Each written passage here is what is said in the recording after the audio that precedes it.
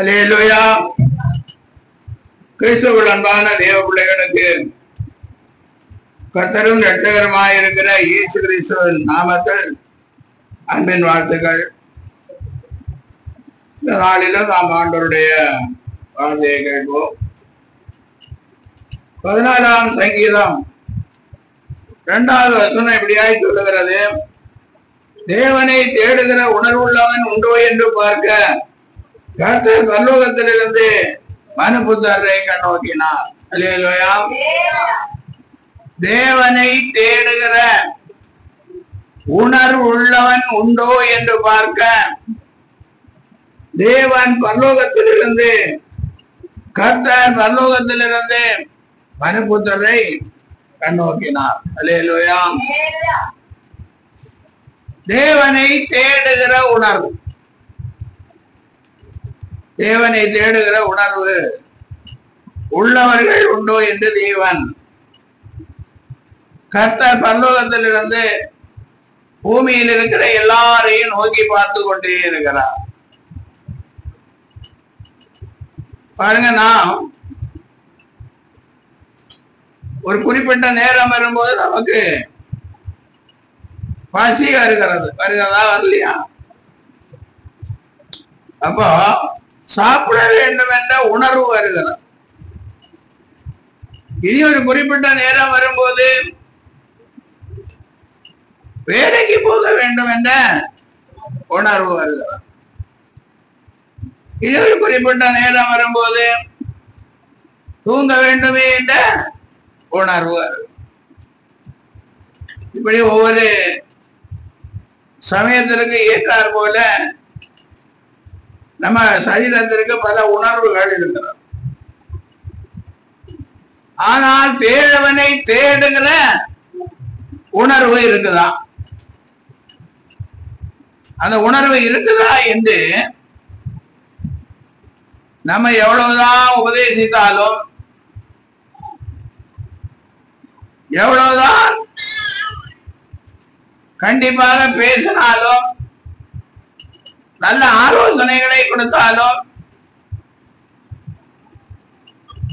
அநேகருக்கு தேவனை தேடுகிற உணர்வு என்ன செய்கிறது? இல்லை, வருகிறது. ஆனா தேவன் பரலோகத்திலிருந்து மனுபுத்திரரை கண்ணோக்கி பாருங்க, யாரெல்லாம் தேவனை தேடுகிறார்கள், யாருக்கெல்லாம் தேவனை தேடுகிற உணர்வு இருக்கிறது.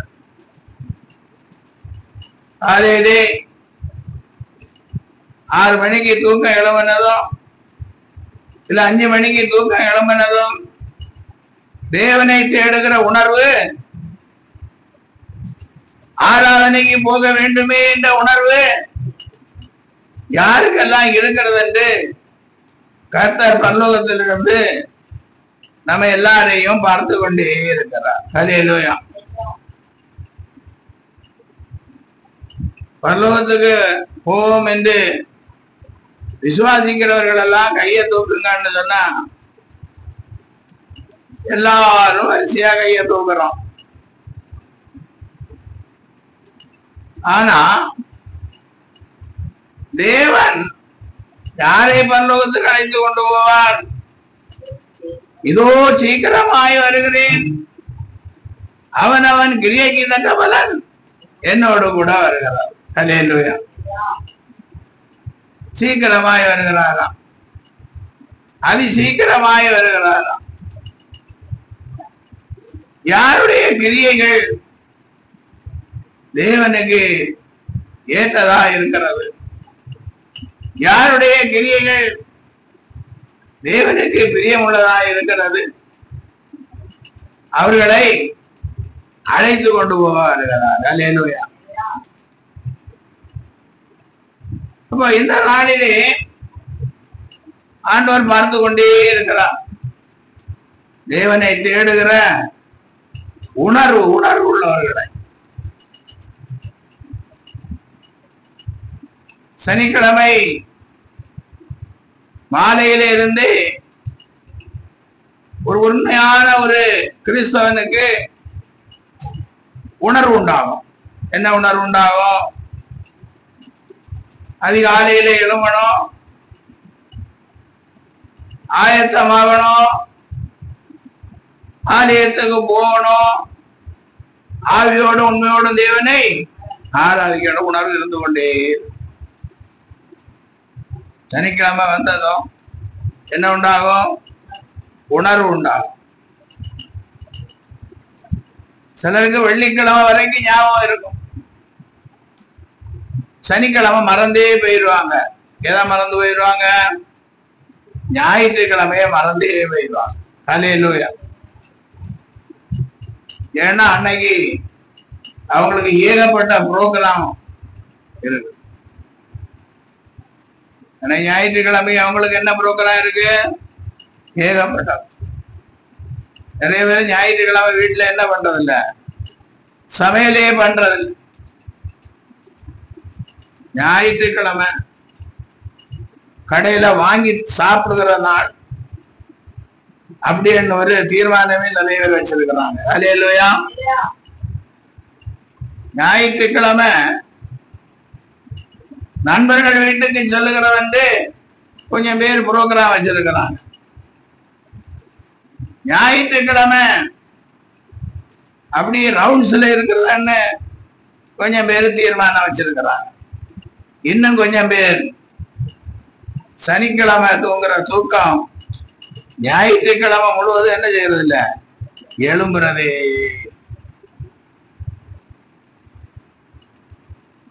சோம்பேறியின் வயல் பக்கமா போனேன், அது எப்படி இருந்தது?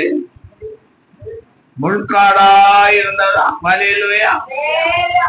அப்ப தேவனை தேடுகிற உணர்வில்லாதவனுடைய வயல் நிலம் பக்கத்துல போனீங்கன்னா அது முள்காடா ஆகிடும். இப்ப தெரியாது, இப்ப தெரியாது, கொஞ்ச நாள் கழிஞ்சா தெரியும்.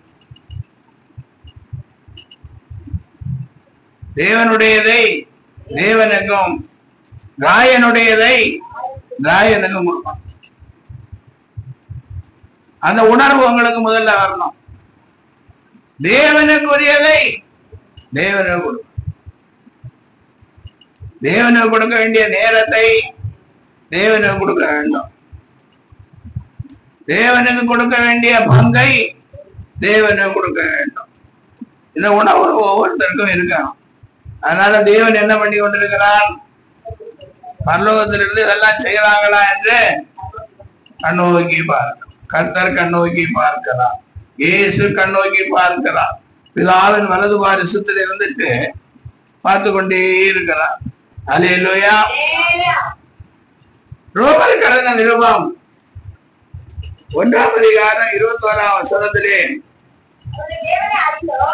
அவர்கள் தேவனை அறிந்தும் அவரை தேவன் என்று மகிமைப்படுத்தாமலும் சோத்தரியாமலும் இருந்து தங்கள் சிந்தனைகளினாலே ஈனரானார்கள். உணர்வு இல்லாத, கர்த்தரை தேடுகிற உணர்வு இல்லாத அவருடைய இருதயம் இருளடைந்தது. ஹல்லேலூயா. அவர்கள் தேவனை அறிந்தும் அவரை தேவன் என்று மகிமைப்படுத்தார். இயேசுவை தெய்வம் என்று தெரியும், ஆனால் அவரை தெய்வம் என்று என்ன செய்யல, மகிமைப்படுத்தாமலும் சோதரியாமலும் இருந்து தங்கள் சிந்தனைகளினாலே வீணரானார்கள். ஹல்லேலூயா.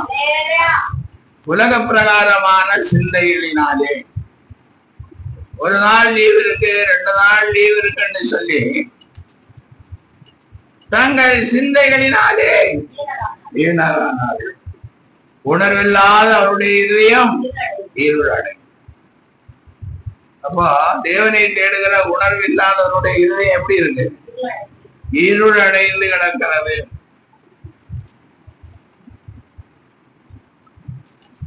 அதனாலதான் இன்றைக்கு அநேகருடைய மரணத்திற்கு டாக்டர் சர்டிபிகேட் கொடுக்கும்போது என்ன சொல்வாரு? அவருக்கு ஹார்ட் அட்டாக் வந்து போச்சு. அப்படியே ஹல்லேலூயா. இருதயம் அடைச்சு போச்சு. அது இருளிலே இருந்து இருந்து இருந்து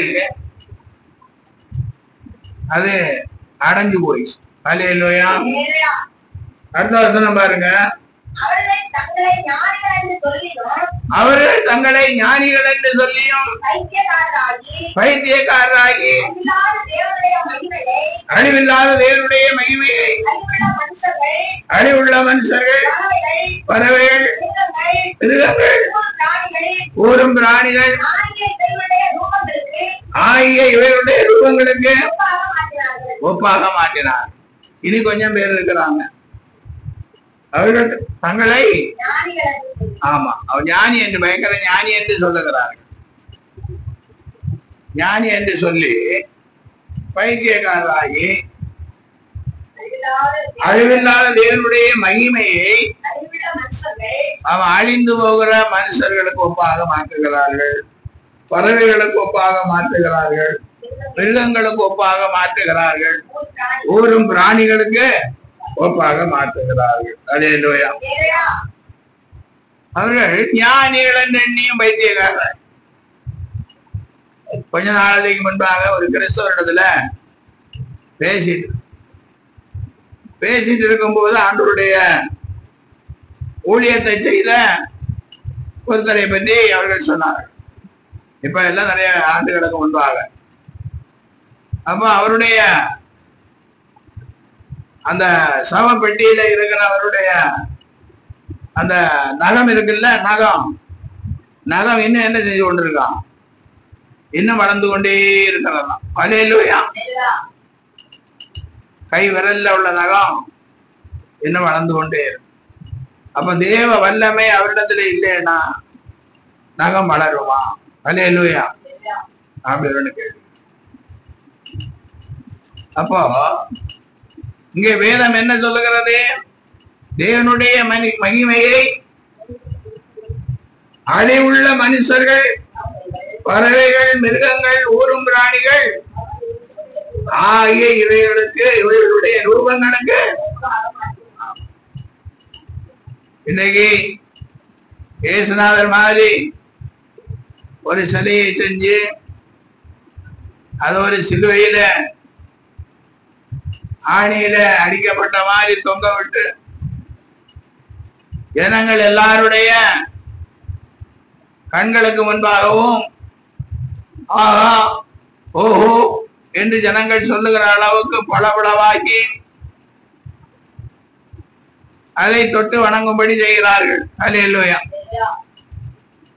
சிலதை கேட்டா இல்ல அது சும்மா நாங்க சபைக்கு ஒரு அடையாளமா வச்சிருக்கவே தவிர அதை யாரையும் என்ன செய்யல, வணங்க சொல்லல அப்படிங்கிறான். மேலே வானத்திலும் கீழே பூமியிலும் பூமியின் கீழ் தண்ணீரிலும் உண்டாயிருக்கிறவர்களுக்கு ஒப்பாக ஒரு சொர்பத்தை ஆகலும் யாதொரு விக்கிரகத்தை ஆகலும் உண்டாக்கவும் வேண்டாம், நமஸ்கரிக்கவும் வேண்டாம். அல்லேலூயா. உண்டாக்கவும் வேண்டாம், நமஸ்கரிக்கவும் வேண்டாம். விக்கிரகங்களை உண்டாக்குறவர்கள் எல்லாம் வீணர்கள் என்று வேதம் சொல்லுது. வீணானவர்கள், அவர்கள் வீணான காரியத்தை செய்கிறார்கள். அப்போ இன்றைக்கு தேவனை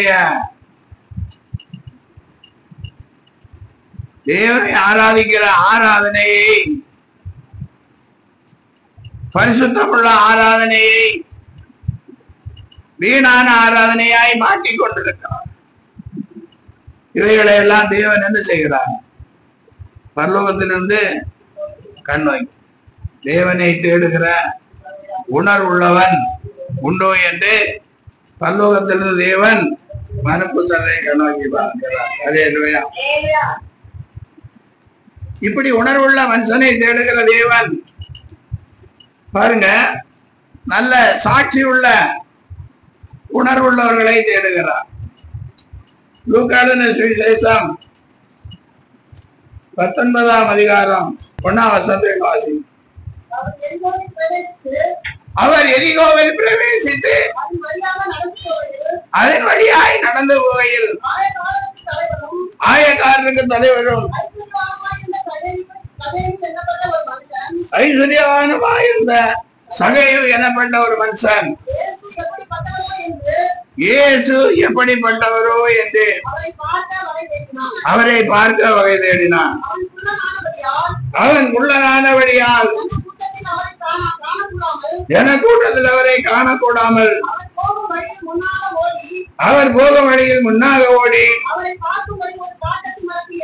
அவரை பார்க்கும்படி ஒரு காட்டத்தி மரத்தில் ஏறினான். இயேசு அந்த இடத்தில் வந்தபோது அண்ணாந்து பார்த்து அவனை கண்டு, சகைவே, நீ சீக்கிரமாக இறங்கு வா, இன்றைக்கு நான் உன் வீட்டிலே தங்க வேண்டும் என்றார். அல்லேலூயா. இங்கே ஒரு மனுஷனை குறித்து ஆண்டவர் சாட்சி சொல்லுகிறார். இன்றைக்கு நான் உன் வீட்டில் என்ன செய்யணும்?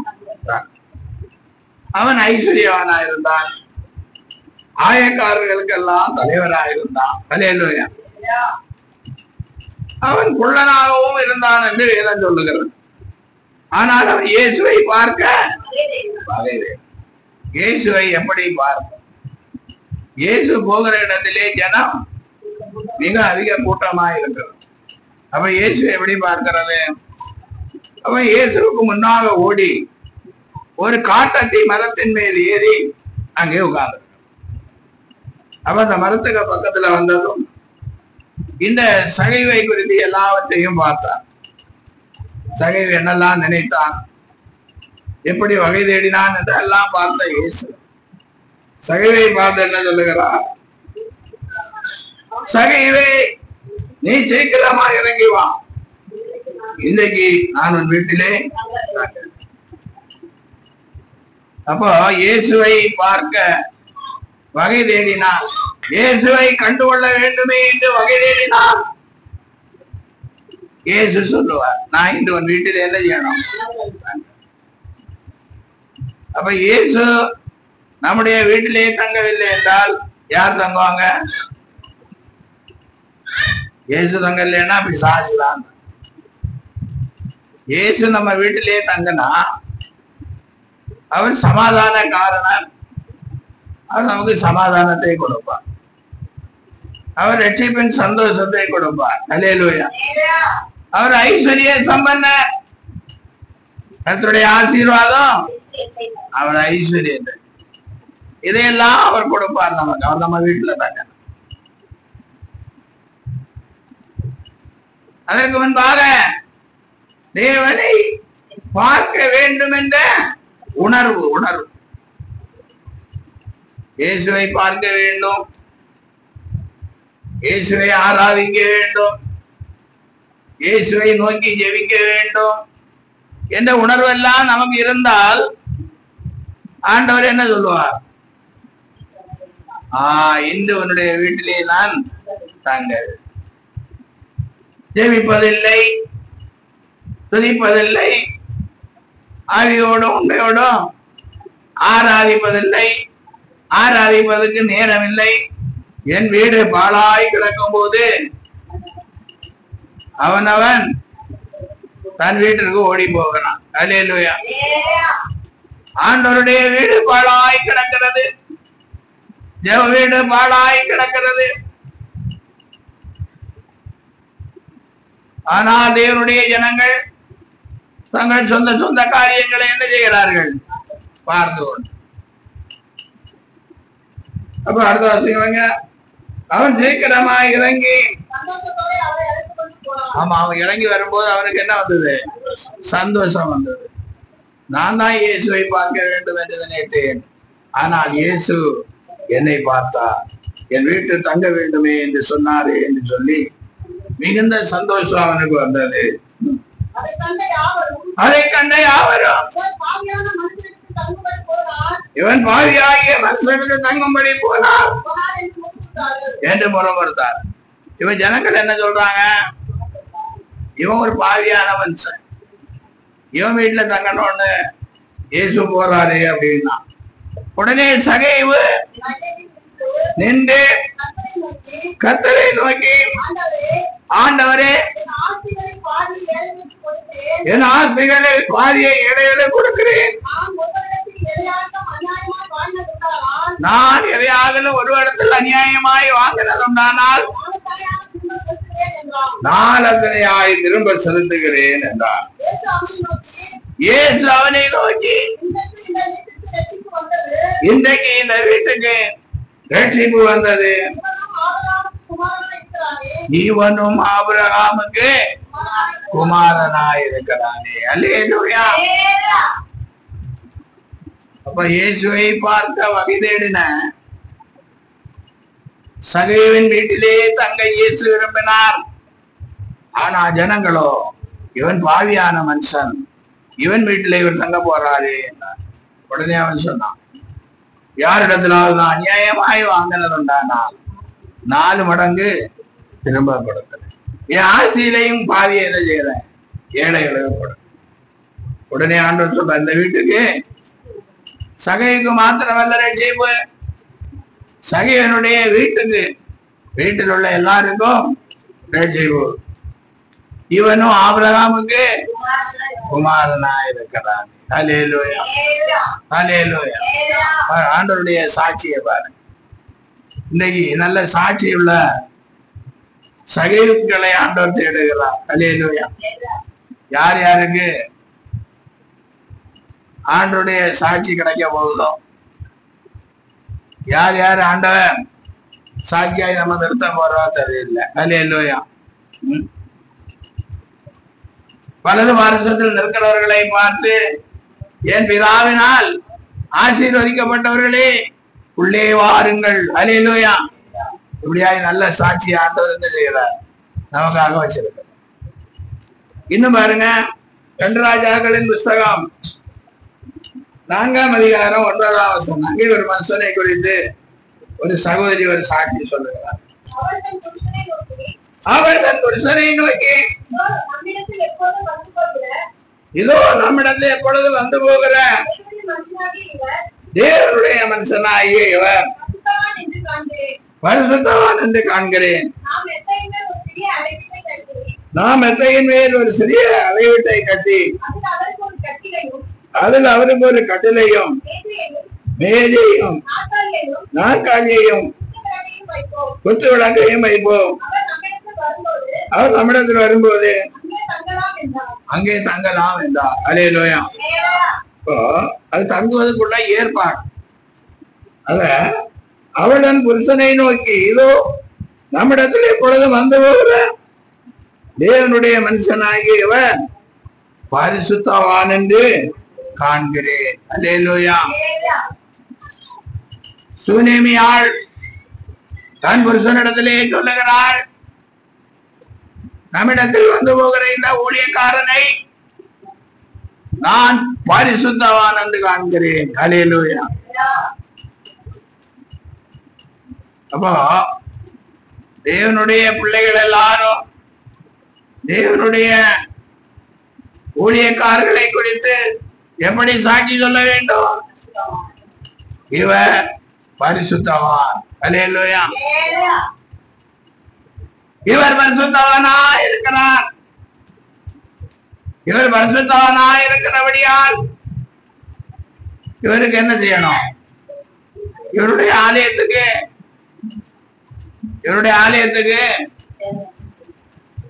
இவருக்கு காணிக்கை கொடுக்க வேண்டும் அப்படி என்று தீர்மானிப்பார்கள். அல்லேலூயா. நான் ஊழியத்தை தொடங்கி சில வருடங்கள் ஆன நிலைமையில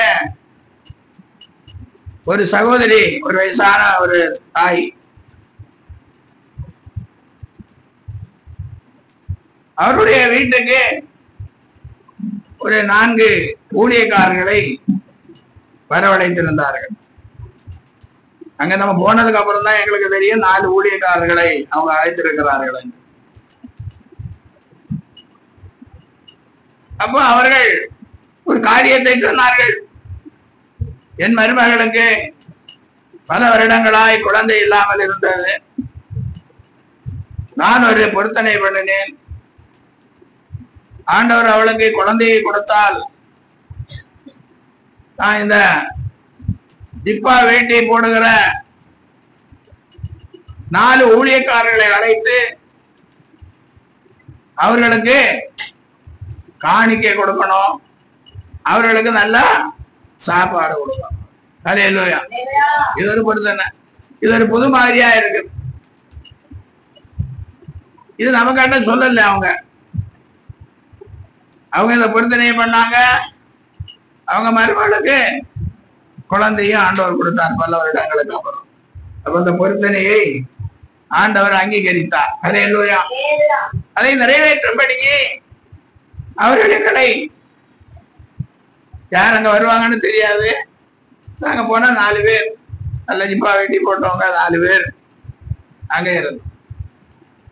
அப்பதான் சொன்னாங்க, உங்க 4 பேருக்க பேரையும் சொல்லி அவங்களுக்கு தெரிஞ்ச ஜிப்பா வெட்டி போடுற ஏழை ஊழியக்காரங்க 4 பேர் அவங்கள கூப்பிட்டு, நான் இப்படி எல்லாம் செய்வேன் எல்லாம் சொன்னேன்.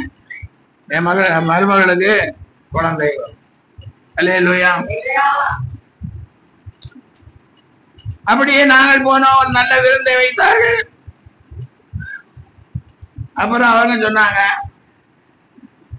இல்ல உங்களுக்கு இந்த ஜிப்பா அளவு எவ்வளவு துணி எடுக்கணும் என்ன ஏதெல்லாம் எனக்கு தெரியல. அதனால அந்த ஜிப்பாவுக்கும் வேட்டிக்கும் உரிய பணத்தை என்ன செய்யறேன், காணிக்கையா தருகிறேன் அப்படின்னு சொல்லி கர்த்தருக்கு சோதனை. ஆனால் இது ஒரு சாட்சி தான். இந்த சூனேமாள் என்ன சொல்லுகிறாள், நம்மிடத்தில் வந்து போகிற இந்த தேவனுடைய மனுஷனாகிய இவரை பரிசுத்தவான் என்று காண்கிறேன். அதனால் என்ன செய்யணும், மேல் வீட்டுல ஒரு சிறிய அறை வீட்டை கட்டணும். அதுல அவர் வந்தால் ஒரு கட்டிலையும் ஒரு மேஜையும் ஒரு நாற்காலியையும் குத்து விளக்கையும் வைப்போம். அல்லேலூயா. அவர் வந்தா படுக்கணும், அவர் வந்தா உட்காரணும், அவர் வந்தா சாப்பிடணும், அவர் வந்தா தேவனை என்ன செய்யணும், ஆராதிக்கணும். அதுக்குரிய ஏற்பாடுகளை நம்ம பண்ணுவோம் அப்படின்னா. அல்லேலூயா. இப்படிப்பட்ட நல்ல சாட்சிகள் எங்கெல்லாம் உருவாகிறது என்று ஆண்டவர் என்ன செய்கிறார், கண்ணோக்கி பார்க்கிறார். அல்லேலூயா. நல்ல சாட்சிகளை, பரிசுத்தமான சாட்சிகளை, சாட்சி உள்ளவர்களை ஆண்டவர் தேடுகிறார். அல்லேலூயா. பரலோகத்திலிருந்து ஆண்டவரை குறித்து சாட்சி உள்ள மனுபுத்திரரை ஆண்டவர் என்ன செய்கிறார், நம்ம எல்லாம் சாட்சி உள்ளவர்களா இருக்கிறோமா, ஆண்டவருக்கு முன்பாக சாட்சி உள்ள பிள்ளைகளா இருக்கிறோமா? என் பிதாவினால் ஆசீர்வதிக்கப்பட்டவர்களே, உள்ளே வாருங்கள் என்ற ஆண்டவராகிய இயேசு கிறிஸ்து நம்முடைய சாட்சியை பார்த்து நம்மை அழைப்பாரா? அதற்கு தகுதி உள்ளவர்களாய் நாம் இருக்கிறோமா? அல்லேலூயா. அதை ஒவ்வொரு கிறிஸ்தவர்களும் தினமும் யோசித்து பார்க்கணும். அல்லேலூயா. அடுத்தபடியாய் பார்க்கும்போது பாருங்க, லூக்கா எழுதின சுவிசேஷம் 2ஆம் அதிகாரம் 25ஆம் வசனம். அப்பொழுது சிமியோன் என்னும் பெயர் கொண்ட ஒரு மனுஷன் எருசலேமில் இருந்தான். அவன் நீதியும் தேவபக்தி உள்ளவனாயும்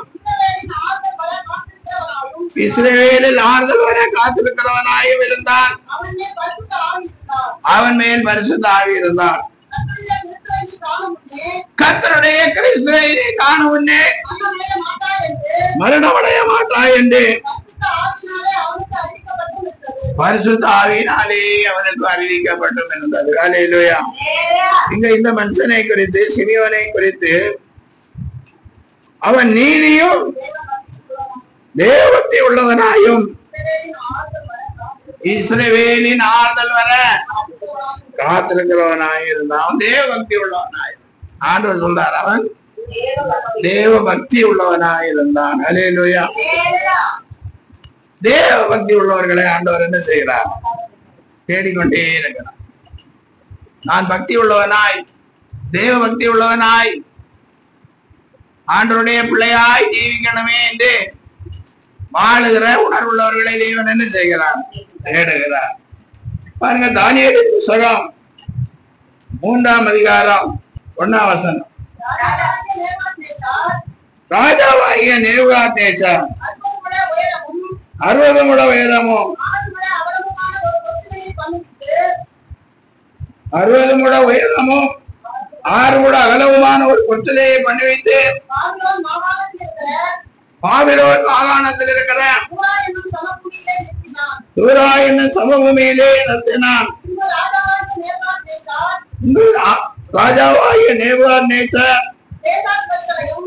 தேசாதிபதிகளையும் அதிகாரிகளையும் தலைவரையும் நியாயாதிபதிகளையும் பொக்கிஷக்காரரையும் நீதி சாஸ்திரிகளையும் விசாரிப்புக்காரரையும் நாடுகளில் உள்ள உத்தியோகஸ்தர்கள் யாவரையும் நேபுகாத்நேச்சார் ராஜா நிறுத்தின சிலையின் ஆமா ராஜா நிறுத்தின அந்த சிலையின் பிரதிஷ்டைக்கு எல்லாரும் என்ன செய்யணும்? உலகத்துல உள்ள எல்லாரும் வரணும். அல்லேலூயா. சரி, நம்ம நிறைய வாசிக்க முடியாது. 16வது வசனம். சாத்ராக் மேஷாக் ஆபேத்நேகோ என்பவர்கள் ராஜாவை நோக்கி, நேபுகாத்நேச்சாரே, இந்த காரியத்தை குறித்து உமக்கு உத்தரவு சொல்ல எங்களுக்கு அவசியம் இல்லை. நாங்கள் ஆராதிக்கிற எங்கள் தேவன் எங்களை தப்புவிக்க வல்லவராய் இருக்கிறார். அவர் எரிகிற அக்கினி சூளைக்கும் ராஜாவாகிய உம்முடைய கைக்கும் நீங்களாக்கி விடுவிப்பார். விடுவிக்காமல் போனாலும் நாங்கள் உம்முடைய தேவர்களுக்கு ஆராதனை செய்வதும் இல்லை. நீர் நிறுத்தின பொற்சிலையை பணிந்து கொள்வதும் இல்லை. ஆமா, ராஜாவுக்காட்டே சொல்றாங்க. ராஜா அவனை கொல்லன்னு சொன்னா என்ன செஞ்சிருவாங்க? கொண்டுடுவாங்க. இப்ப எங்க அந்த பொற்சிலையை வணங்காதவங்களுக்கு என்ன தண்டனை இருக்கு? ஏரி நெருப்புல என்ன செய்வாங்க? நெருப்பு சூளையில் அவர்களை போடுறான். அப்ப இங்க சாத்ராக் மேஷாக் ஆபேத்நேகோ என்று சொல்ற 3 பேரும் அந்த பொற்சிலையை பணிந்து கொள்ள மறுக்கிறார்கள். அல்லேலூயா. அதனால அவர்களை பிடித்து தொடர்ந்து நம்ம வாசிக்கும் போது 22ஆம் வசனம் வாசிங்க. ராஜாவின் கட்டளை கடுமையா இருந்தபடினாலும் சூளை மிகவும் சூடாக்கப்பட்டிருந்தபடினாலும் அக்கினி ஜுவாலையானது சாத்ராக் மேஷாக் ஆபேத்நேகோ என்பவர்களை தூக்கி கொண்டு போன புருஷரை கொண்டு போட்டது. அல்லேலூயா. சூளை ரொம்ப சூடா இருந்ததுனால சாத்ராக் மேஷாக் ஆபேத்நேகோவை தூக்கி கொண்டு சூளையில போனவங்களை எல்லாம் என்ன செய்தது? கொண்டு போட்டது. சாத்ராக் மேஷாக் ஆபேத்நேகோ எந்த 3 புருஷரும் கட்டுண்டவர்களாய் எரிகிற அக்கினி சூளையிலே விழுந்தார்கள். அவங்கள கட்டப்பட்டவங்களா அங்க போட்டாங்க நடுவுல. அப்பொழுது ராஜாவாகிய நேபுகாத்நேச்சார் பிரமித்து தீவிரமாய் எழுந்திருந்து தன் மந்திரிமார்களை நோக்கி, 3 புருஷரை அல்லவோ கட்டுண்டவர்களாக அக்கினியிலே போடுவித்தோ என்றான். அவர்கள் ராஜாவுக்கு பிரதியுத்தரமாக ஆம் ராஜாவே என்றார்கள். அதற்கு அவன், இதோ 4 பேர் விடுதலையாய் அக்கினியின் நடுவிலே உலாவுகிறதை காண்கிறேன். அவர்களுக்கு ஒரு சேதமும் இல்லை. 4ஆம் ஆளின் சாயல் தேவபுத்திரனுக்கு ஒப்பாய் இருக்கிறது என்றார். அல்லேலூயா. நம்ம 3 பேரை எல்லாம் கட்டி போட்டோம். இப்ப 4வது ஒரு ஆள் என்ன செய்கிறாரு? அங்க கூட இருக்கிறாரு. அந்த மனுஷனுடைய சாயல் எப்படி இருக்கிறது? தேவபுத்திரனுடைய சாயலுக்கு ஒப்பாக இருக்கிறது. அல்லேலூயா. கிறிஸ்துவுக்குள் அன்பானவர்களே, அடுத்த வசனம் வாசிக்கிறோம். அப்பொழுது நேபுகாத்நேச்சார் எரிகிற அக்கினிச்சூளையின் வாசல் அண்டைக்கு வந்து உன்னதமான தேவனுடைய தாசனாகிய சாத்ராக் மேஷாக் ஆபேத்நேகோ என்பவர்களே, நீங்கள் வெளியே வாருங்கள் என்றான். அப்பொழுது சாத்ராக் மேஷாக் ஆபேத்நேகோ என்பவர்கள் அக்கினியின் நடுவில் இருந்து வெளியே வந்தார்கள். அல்லேலூயா. அப்போ அவர்களை ஒன்று என்ன செய்யல? 22ஆம் வசனம். அப்பொழுது நேபுகாத்நேச்சார் வசனித்து சாத்ராக் மேஷாக் ஆபேத்நேகோ என்பவருடைய தேவனுக்கு ஸ்தோத்திரம், அவர்கள் தங்களுடைய தேவனை தவிர வேறொரு தேவனையும் சேவிக்க பணியாமல் அவரையே நம்பி ராஜாவின் கட்டளையை தள்ளி தங்கள் சரீரங்களை ஒப்பு கொடுத்ததினால் அவர் தமது தூதனை அனுப்பி தமது தாசரை விடுவித்தார். அல்லேலூயா. அவர்கள் தேவபக்தி வெளிப்படுத்தினார்கள். சாத்ராக் மேஷாக் ஆபேத்நேகோ என்பவர்கள் தங்கள் தேவபக்தியை என்ன செஞ்சாங்க? வெளிப்படுத்தினாங்க. அல்லேலூயா. அதனால அவர்களை நெருப்பு சூளையில போட்ட போதும் அவர்களுக்கு ஒரு சேதமும் வரல. அதை பார்த்த நேபுகாத்நேச்சார் என்ன சொல்லுகிறார்? அவர்கள் தங்கள் சரீரங்களை ஆண்டவருக்கு என்று ஒப்பு கொடுத்தபடியா தமது தூதனை அனுப்பி. அல்லேலூயா. அப்போ தேவ பக்தி உள்ளவர்களை கர்த்தர் தேடுகிறார். அல்லேலூயா. யாருக்கெல்லாம் தேவ பக்தி இருக்கு? சிமியோன் தேவ பக்தி உள்ளவனா இருந்தான். அதனால சிமியோனை ஆண்டவர் என்ன செய்தார்? தேடுறது மாத்திரமல்ல, நீ இயேசு கிறிஸ்து பிறப்பதை காண்பாய் என்று, ஆமா, காணக்கு முன்ன மரணம் அடைய மாட்டாய் என்று ஒரு நல்ல சாட்சி. சாத்ராக் மேஷாக் ஆபேத்நேகோ என்பவர்கள் சரீரங்களை ஒப்பு. அதனாலதான் இன்றைக்கு நம்முடைய சரீரங்களை ஜீவ பலியாக என்ன செய்யணும்? ஆண்டவருக்கு ஒப்பு கொடுக்கும். அல்லேலூயா. ரோமர் 12ஆம் அதிகாரம் 1ஆம் வசனத்தை நாம் வாசிக்கும் போது, அப்படி இருக்க சகோதரரே, நீங்கள் உங்கள் சரீரங்களை பரிசுத்தமும் தேவனுக்கு பிரியமான ஜீவ பலியாக ஒப்பு கொடுக்க வேண்டும் என்று தேவனுடைய இரக்கங்களை முன்னிட்டு உங்களை வேண்டிக் கொள்கிறேன். இதுவே நீங்கள் செய்யத்தக்க புத்தியுள்ள ஆராதனை. அல்லேலூயா. அப்ப ஜீவ பலியாக நம்முடைய சரீரங்களை நாம ஜீவ பலியாக என்ன செய்யணும்? ஒப்பு கொடுக்கும். இது நாம செய்யத்தக்க புத்தியுள்ள ஆராதனை. அல்லேலூயா. அப்ப யாரெல்லாம் ஜீவ பலியாக சரீரங்களை ஆண்டவருக்கு ஒப்பு கொடுக்கிறார்களோ, யார் ஒப்பு கொடுக்கிறார்கள் என்று ஆண்டவர் என்ன செய்கிறார்? தேடுகிறார். அல்லேலூயா. உண்மையாயவங்க ஜீவ பலியாக சரீரங்களை ஒப்பு கொடுக்கிறாங்களா? இல்ல கல்யாண வீட்டுக்கு போகணும்னு சொல்லி போற வழியில வந்து உட்கார்ந்து ஆராதிக்கிறவங்களா அப்படின்னு ஆண்டவர் என்ன செய்கிறார்? பார்க்கிறார்கள். அல்லேலூயா. ஏற்கனவே சொன்ன மாதிரி சண்டே நமக்கு நிறைய ப்ரோக்ராம் எல்லாம் இருக்குது. அப்படியே சபையில பாஸ்டர் கண்ணு தெரியாத மாதிரி அப்படியே எட்டி பார்த்துட்டு என்ன செய்யணும்? அப்படியே போகணும். அப்ப ஏன் வரலன்னு கேட்க மாட்டோம். அப்படியேப்பட்ட பெரிய ஞானிகளாக நம்முடையவர்கள் இருக்கிறார்கள். அல்லேலூயா. ஆதியாகமம் 6ஆம் அதிகாரம் 9ஆம் வசனம். நோவாவின் வம்ச வரலாறு. நோவா தன்காலத்தில் இருந்தவர்களுக்குள்ளே நீதிமானும் உத்தமனுமாய் இருந்தான். நோவா தேவனோடே சஞ்சரித்து கொண்டிருந்தான். நோவா போதும் போதும் போதும். நோவா தேவனோடே சஞ்சரித்து கொண்டிருந்தார். நோவாவின் வம்ச வரலாறு.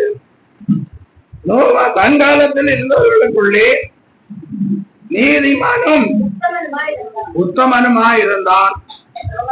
நோவா தேவனோடே இப்ப தேவனோடு நடக்கிறவர்களை யாரெல்லாம் தேவனோடு நடக்க வேண்டும் என்று உணர்வுள்ளவர்கள் இருக்கிறார்கள் என்று தேவன் என்ன செய்கிறார்? தேடுகிறார். முதலாவது என்ன பார்த்தோம்? நல்ல சாட்சி உள்ள கிறிஸ்துவுக்காக வாழுகிற சாட்சி உள்ளவர்களை என்ன செய்கிறார்? தேடுகிறார். இரண்டாவது தேவ பக்தி உள்ளவர்களை. மூன்றாவதாக கூட ஆண்டவரோடு கூட யாரெல்லாம் நடக்கிறார்கள் அல்லேலூயா என்பதை பார்க்கிறார். அல்லேலூயா. நோவா ஆண்டவருடைய அந்த நோவாவின் காலத்திலே இருந்தவர்களுக்குள்ளே நீதிமானும் நோவா தேவனோடு கூட நடந்து. அல்லேலூயா. அப்போ நாமும் தேவனோடு கூட என்ன செய்யணும்? நடக்கணும். இன்னும் பாருங்க, ஆதியாகமம் 5ஆம் அதிகாரம் 22ஆம் வசனம். ஏனோக்கு மெத்துசலாவை பெற்றவன் 300 வருஷம் தேவனோடே சஞ்சரித்துக் கொண்டிருந்து குமாரரையும் குமாரத்திகளையும் பெற்றான். ஏனோக்குடைய நாளெல்லாம் 365 வருஷம். ஏனோக்கு தேவனோடே சஞ்சரித்துக் கொண்டிருக்கையில் காணப்படாமல் போனான். தேவன் அவனை எடுத்துக்கொண்டார். அல்லேலூயா. ஏனோக்கு 300 வருட காலம் தேவனோடு சஞ்சரித்து கொண்டார். தேவனோடு கூட நடந்தான். எத்தனை வருஷம்? அப்படி சஞ்சரித்து கொண்டிருக்கும் போது திடீரென்னு காணப்படாமல் போனான். அல்லேலூயா. எப்படி காணப்படாமல் போனான்? தேவன் அவனை எடுத்து. அப்போ நாம் தேவனோடு கூட நடந்தால் தேவன் நம்ம என்ன செய்வார்? எடுத்துக்கொள்ளும். அதான் தேவன் பரலோகத்திலிருந்து மனுபுத்திரரை தேவனை கர்த்தரை தேடுகிற. அப்ப உணர்வுள்ளவன் தேவனோடு கூட நடப்பான். உணர்வுள்ளவன் சாட்சி உள்ள ஒரு மனுஷனாயிருப்பான். உணர்வுள்ளவன் தேவ பக்தி உள்ள ஒரு மனுஷனாயிருப்பான். உணர்வுள்ளவன் தேவனோடு கூட நடப்பான். அல்லேலூயா. அப்ப இங்க ஏனோக்குக்கு அந்த உணர்வு இருந்ததுனால 300 வருஷம் தேவனோடு கூட நடந்தான். அல்லேலூயா. அப்படி நடந்து கொண்டிருக்கும் போது அவனை தேவன் எடுத்துக்கொண்டார். அல்லேலூயா. அப்ப யார் தேவனோடு கூட நடக்கிறார்களோ அவர்களை தேவன் எடுத்துக்கொள்வார். அல்லேலூயா. மேக மீது இயேசுராஜன் வருவாரு. பாடுங்க பார்க்கலாம். ஒரு அடி.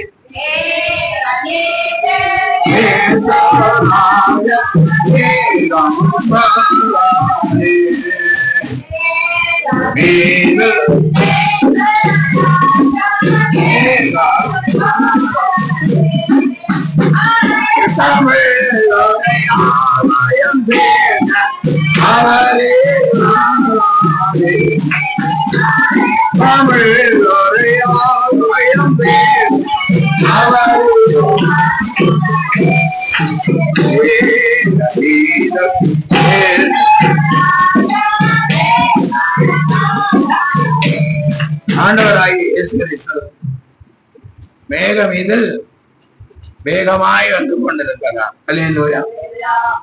ஆயத்தம் உள்ளோரை யாரெல்லாம் ஆண்டவரோடு கூட நடக்கிறார்களோ அவர்களை என்ன செய்யணும்? ஆமா, ஆகாயத்துல சேர்க்கணும். தேவனுடைய ராஜ்யத்தில் அவர்களை சேர்ப்பதற்காக ஆண்டவர் வேகம் வந்து கொண்டிருக்கிறார். அல்லேலூயா. வெளிப்படுத்தின விசேஷம் 3ஆம் அதிகாரம் 4-5 வசனம். ஆனாலும் தங்கள் வஸ்திரங்களை அசிசைப்படுத்தாத சில பேர் சந்தையில நமக்குண்டு, அவர்கள் பாத்திரவான்களானபடியால் வெண் வஸ்திரம் தரித்து இங்க சபையின் தூதன் சதை சபையை குறித்து சொல்லும் போது தங்கள் வஸ்திரங்களை அசிசைப்படுத்தாத சில பேர் சந்தையில உண்டு, அவர்கள் பாத்திரவான்களானபடியால் வெண் வஸ்திரம் தரித்து என்னோடு கூட வெண் வஸ்திரம் தரித்து என்னோடு கூட சஞ்சரிப்பார்கள், வெண் வஸ்திரம் தரித்து என்னோடு கூட நடப்பார்கள். அல்லேலூயா. இன்றைக்கு தேவனுடைய பிள்ளைகளுக்கு வெண் வஸ்திரம் தரிப்பது ரொம்ப கஷ்டமா இருக்கு. கிறிஸ்தவர்களுக்கு இருக்கிற மன வருத்தத்துல ஒண்ணு வெண் வஸ்திரம் தரிக்கிறது. இரண்டாவது மன வருத்தம் அல்லேலூயா ஸ்தோத்திரம் சொல்றோம். அல்லேலூயா. அநேக வேதம் என்ன சொல்லுகிறது? எனக்கு பாத்திரவான்கள் வெண் வஸ்திரம் தரித்து என்னோடு கூட நடப்பார். எப்ப பார்த்தாலும் வெண் வஸ்திரம் தரித்து ஆண்டவர் கூட என்ன செய்வாங்க? நடப்பார். எல்லாம் பண்டிகை வரும், கிறிஸ்துமஸ் பண்டிகை வரும், எல்லாரும் சகோதரிகள் எல்லாம் புடவை எடுப்பாங்க. சகோதரிகள் எல்லாம் புடவை எடுக்கும் போது ஒருத்தருக்கு மாறி மாறி கேட்டுக்குவாங்க, இந்த கலர் உனக்கு பிடிச்சிருக்கா? ஆமாம்மா, எங்க எடுத்த, எந்த கடையில எடுத்த? நானும் ஒண்ணு எடுக்கணும், இது ரொம்ப நல்ல கலரா இருக்கு. அல்லேலூயா. அது மனுஷனுடைய யோசனைகள். இந்த கலர் நல்லா இருக்கு, இந்த கலர் நல்ல. ஆனா ஆண்டவர் சொல்லுகிறார், எனக்கு பாத்திரவான்கள் வெண் வஸ்திரம் தரித்து என்னோடு கூட நடப்பார்கள். அடுத்த வசனம், ஜெயம் கொள்ளுகிறவன் எவனோ அவனுக்கு வெண் வஸ்திரம் தரிப்பிக்கப்படும், ஜீவ வஸ்திரத்தில் அவருடைய நாமத்தை நான் கிழிக்கப்படாமல் என் பிதா முன்பாகவும் அவருடைய தூதன் முன்பாகவும் அவர் நாமத்தை அறிக்கையிடுவேன். அல்லேலூயா. அப்ப வெண் வஸ்திரத்துடைய யார் வெண் வஸ்திரம் தரித்து அவரோடு கூட நடக்கிறார்களோ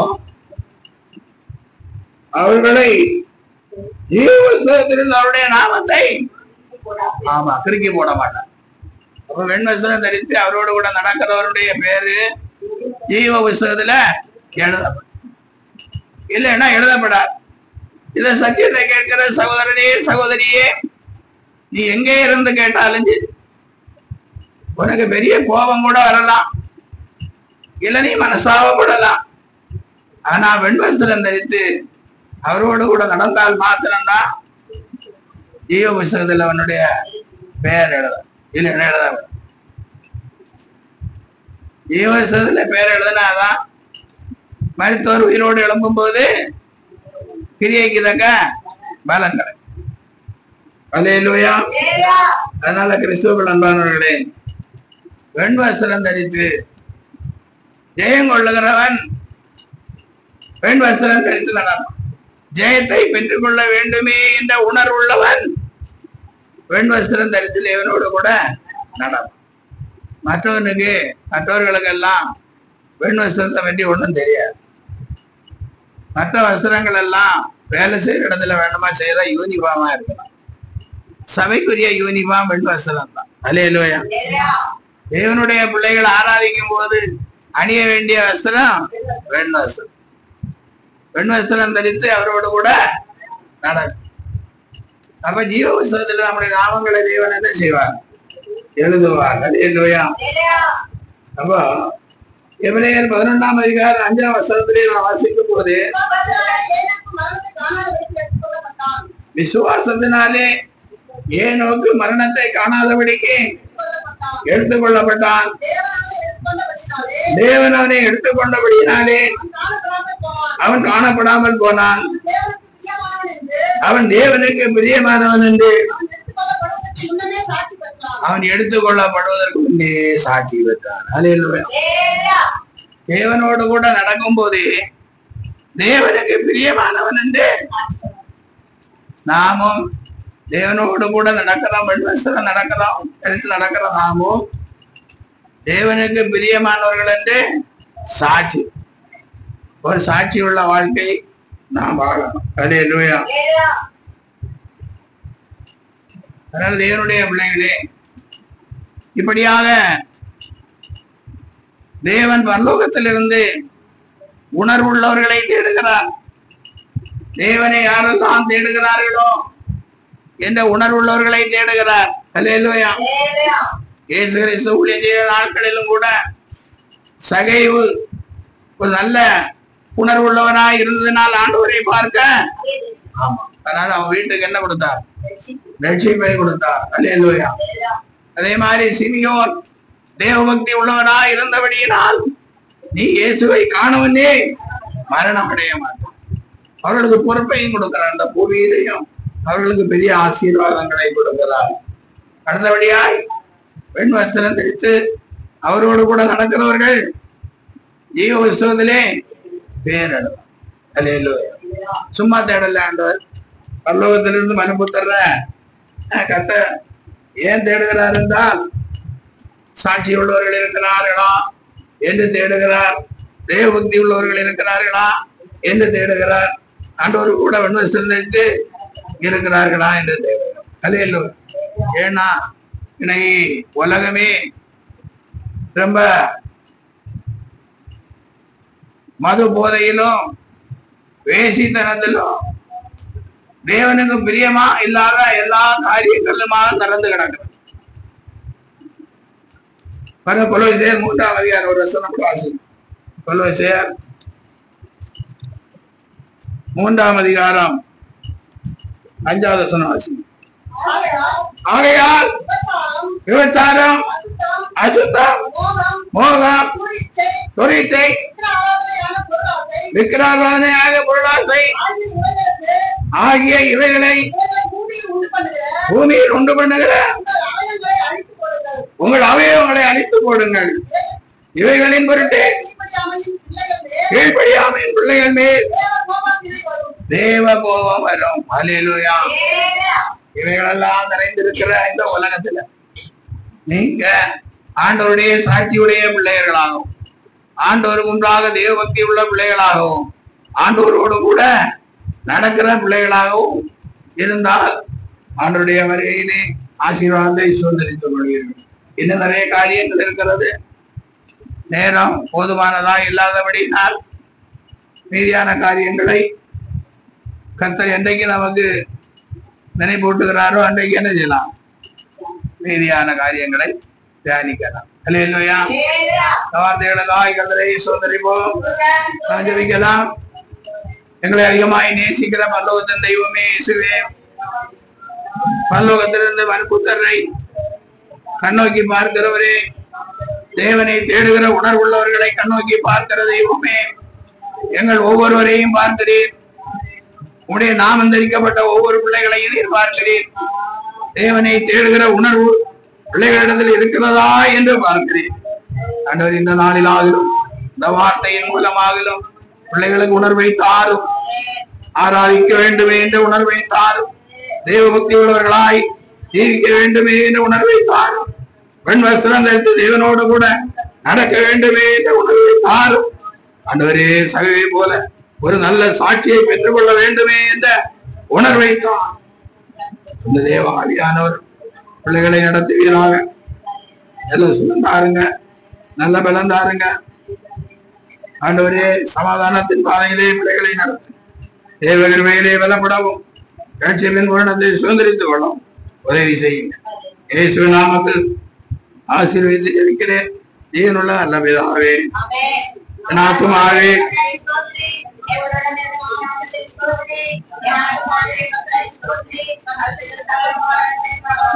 அவரின் அக்கிரமங்களை எல்லாம் மன்னித்து அவைகளை எல்லாம் குணமாய் விலகி மீட்டு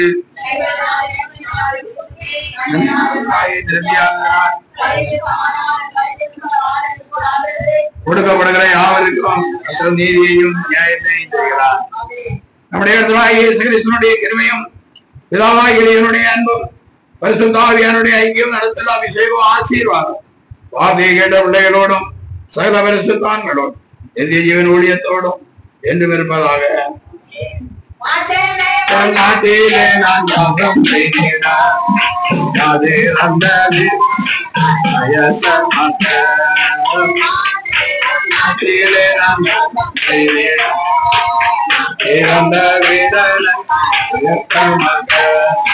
கைகளால் கட்டிடாதோ நித்திய ராஜ்யமே, கைகளால் கட்டிடாதோ நித்திய ராஜ்யமே, கண்ணினாலே ஆசையோடு காத்தேனும் தேரும், கண்ணினாலே ஆசையோடு ஏற்றோடு சேர்ந்திருப்பதென்ன மகிழா, ஏற்றோடு தாங்கியிருப்பதென்ன அல்லேலூயா அல்லேலூயா அல்லேலூயா. ஆண்டவராகிய இயேசு கிறிஸ்து உங்களை ஆசீர்வதித்து நாங்கள் God bless you. Praise the Lord. Praise the Lord.